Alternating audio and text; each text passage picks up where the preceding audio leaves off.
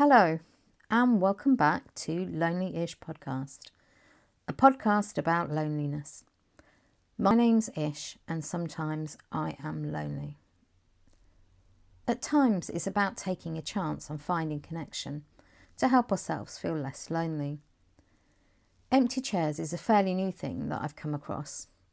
It's a community-led initiative that's trying to encourage people to connect with each other and tackle loneliness.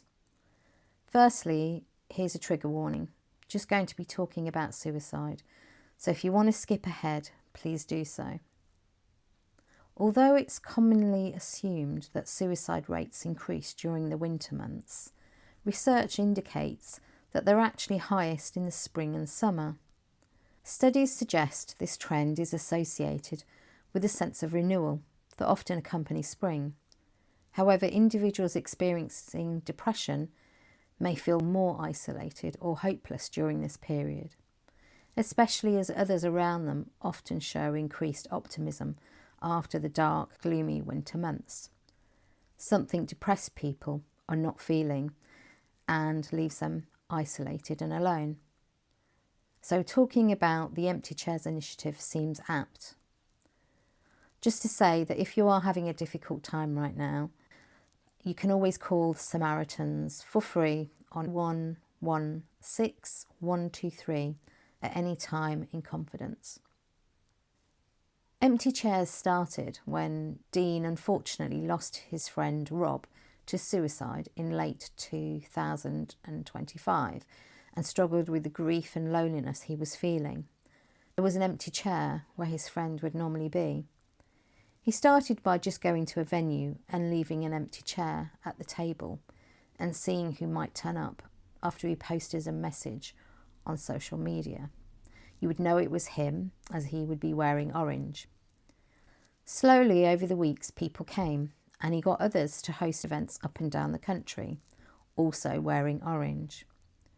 So far there's been over 40 empty chairs in a week in the UK and in other parts of the world, like Oslo and San Francisco, which is astonishing. His aim was to create a space that strangers could just come and meet with no pressure to stay any longer than they wanted to, and have a place to go, to just leave the house if they had no plans. I went to an Empty Chairs event near me to find out a bit more. I'm here today for an Empty Chairs event, so I'm here with Luke and with Jess. Well, firstly, Luke, you decided to be the host for the Empty Chairs. What made you want to do an Empty Chairs event? So I was at work and on BBC Radio 2 I heard an interview with Dean, the founder, about Empty Chairs and where it all originated from, and it really just struck a chord with me, and I thought I want to be there for somebody else. If I can help somebody get something off their chest or just have a chat, make someone feel a little bit less lonely.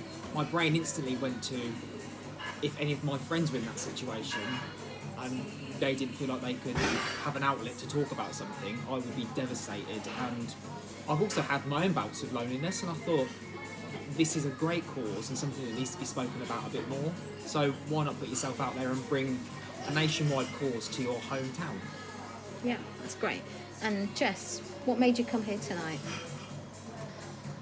So I've been wanting to do an Empty Chairs myself, so I kind of wanted to see what it was like in person first before actually hosting my own. And as Luke said, I've experienced bouts of loneliness after bereavement, so it's knowing this whole sense of the word of loneliness. What does it mean? And if someone can create a safe space for people to come to, where it's very low pressure and anyone can just turn up, and it's also the surprise element. You don't know who you're going to meet as well. And I think sometimes you're in this headspace where you just think, why not? What is literally the worst that can happen?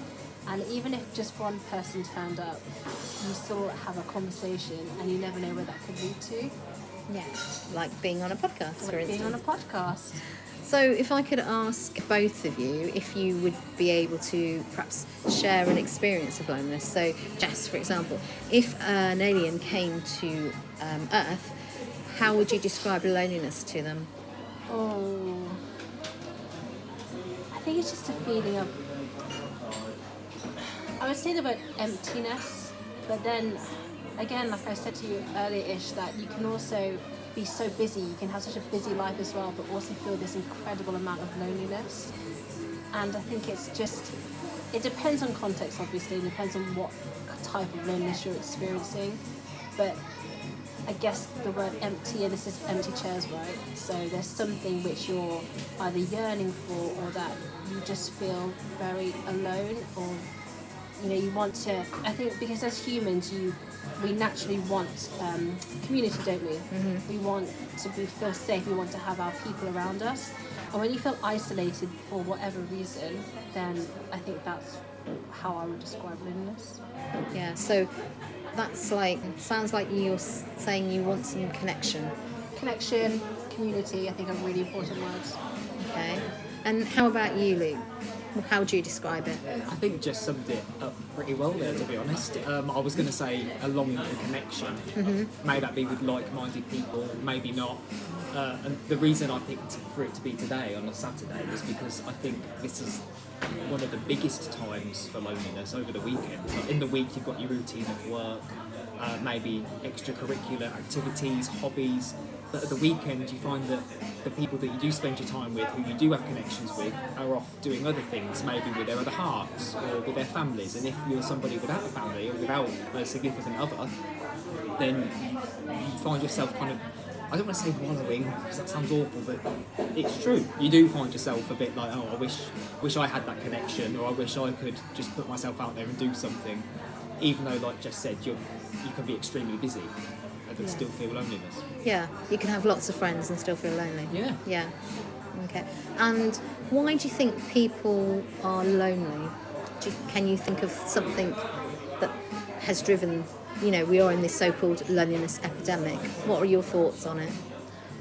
I think we're all behind the screens a lot more. I think if we look at the younger generation, so Gen Zs, everything is very much on the screen. They're either playing games with each other on the computer. With social media and everything, it's very much an isolated thing. We can do it from home, and that kind of pub culture and going out. What happened to the big clubs on the weekend? They're all shut down now because ultimately it's just a different way of living and socialising now. It's become very isolated, and very much you can do it from home. So I think that's one reason why. But then there's other reasons. Everyone will have gone through something which has made them feel lonely, whether that's a breakup or whether that's, as I mentioned before, losing someone. And there could be 1,001 reasons why someone's lonely, and I think but it's universal, isn't it? Everyone experiences it. Yeah, sure. And everyone has their own reasons for it in their story. But if we can, again, provide that space for someone to not feel so lonely, just one conversation, it could really change your day. Yeah. Also, touching on people on their phones behind their screens, I feel like we are so connected to everybody, but at any given time, that now human connection in the flesh is almost taken for granted. Because, if I want to talk to Jess, I'll just drop her a message online. But that actual human connection is missing, and that's, I think, where loneliness does stem from. Because maybe to the other party, they think, oh great, I've got a message, I'll message back, but that's not fulfilling that loneliness within you, is it? It's just kind of taken for face value over a message. Yeah, and the research has sort of shown it's about the depth of the connection. There's a quality that's kind of missing. So that's an interesting thought that you've had there, yeah. Do you have any strategies that might have worked for you when you feel lonely? I mean, for example, if someone was listening right now and feeling lonely, what kind of guidance would you give them? Not necessarily advice, but sort of guidance. What would you like to say to them? I mean, from personal experience, I would say try and be happy within yourself. Rediscover yourself, what makes you happy. May that be geeking out on Star Wars, may that be singing your heart out, Dragon Ball Z, like the hoodie I'm wearing today, or may that be singing your heart out at karaoke, or going out for some good food, or find a club or a group. I mean, I know it sounds cliche, people say it all the time, but it genuinely works. I've been part of a theatre company for 10 years now, and I see them as an extended family. I've not looked back. Yeah, okay. And any other thoughts you want to add? I think you're right. It's a really good question, actually. It made me think of when I've been really lonely. And I think it is, you just have to do things that make you happy. Don't worry about anyone else. And then obviously when you're surrounded by other like-minded people like that, then you have the opportunity, don't you, to make connections. But at the heart of it, you're doing what you love to do, and that ultimately will make you happier, hopefully. But I think it's just knowing and taking stock that actually this is a universal thing, and everyone at some point will go through it. And I think we get going back to social media, we get extreme highs and lows, don't we? Because if you can message someone from your phone, it's great. But then when you stop messaging, or you have that lack of like the physical side when you meet someone in person, I think that's you've got to remember that this is the world we're living in now, and you just got to be. It's so cheesy, isn't it? You just got to be true to yourself and just go out, even if it's by yourself. Do things that you like to do, whether it's going to gigs, joining like a sports club or something like that, because you will enjoy it. Yeah. I think it would fill your own cup up first, is what they say, isn't it? Yeah, definitely. And I mean, this is our first meeting, isn't it, of Empty Chairs. Mm-hmm. So this is a charity that someone has decided to instigate. So you're definitely going to host, Luke, you're definitely going to host another one in the future, and you're thinking about hosting one as well. Mm-hmm. 100%. So, yeah. So anybody who would like to meet some people, because we've had quite a good chat today and we've just met each other, haven't we? And it's been quite fun. So your message would be to come to an Empty Chairs event just once, just to see what it's like, I guess. Yeah, it's very low pressure. It's literally, you can be there for 10 minutes, half an hour, 2 hours. It's completely in your control, and all it really requires is you turning up. Yeah. And that's it. And being open-minded, I guess. Even if you don't feel lonely and you want to check it out and see what it is all about, you can meet some great people and make some new friends. It's a win-win situation, really. Even if you have no plans, whenever it might be organised, Monday night, Friday night, Saturday night, just give it a go and see. You might feel like you want to host one yourself. Yeah. Okay. Thanks, guys. Thank you. Jess and Luke drew on their personal experiences with loneliness as motivation to organise an Empty Chairs event in the future, their aim being to foster a welcoming environment. Jess shared how bereavement left her feeling isolated, while Luke expressed his desire to help anyone feeling lonely or those lacking someone to confide in. There was a yearning for connection, something that was missing in their lives, and often at the weekend when normal routines are interrupted. Loneliness can also be kept at bay by keeping ourselves busy. Is this something you do? I was also struck by Jess's idea of not knowing what would happen at an event. The surprise element, what if, is probably not the first thing you'd think of, is it? Would that motivate you to try something new? Jess also made a great point about how our social lives are different now. Are there less places to go? Or perhaps different types of places to go? What do you think? Also, can we really have a social life at home? I know people game online and make friends that way, and there are online communities for shared interests or fandoms. Is it enough?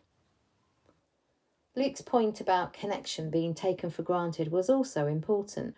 Perhaps we do think when we text and message that is connecting. I've spoken to so-and-so, which then makes real life connection feel more limited.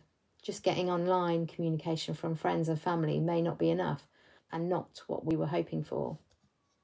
I know I miss phone calls. Texting back and forth just isn't the same, and it's easy to miss the nuances and hoping the other person reads the messages the way they were intended. Unless it's for very logistical reasons or very brief messaging, texts don't replace a friendship. Do we need to think about how we catch up with people? Now we can video call people. That might be an option, but I never think to do that myself.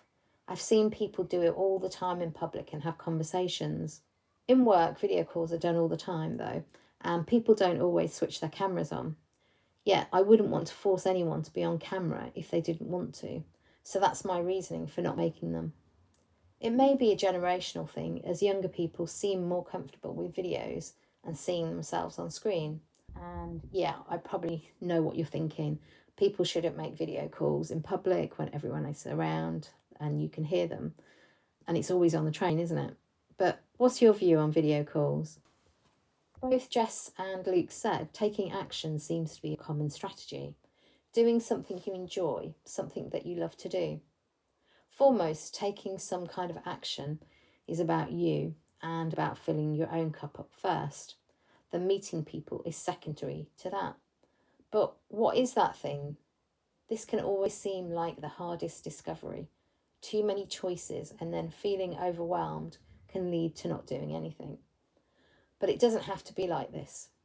Some tips around this might be to reflect on things you enjoy doing as a child, or an abandoned hobby or a skill you wish you could learn, and then just try one thing.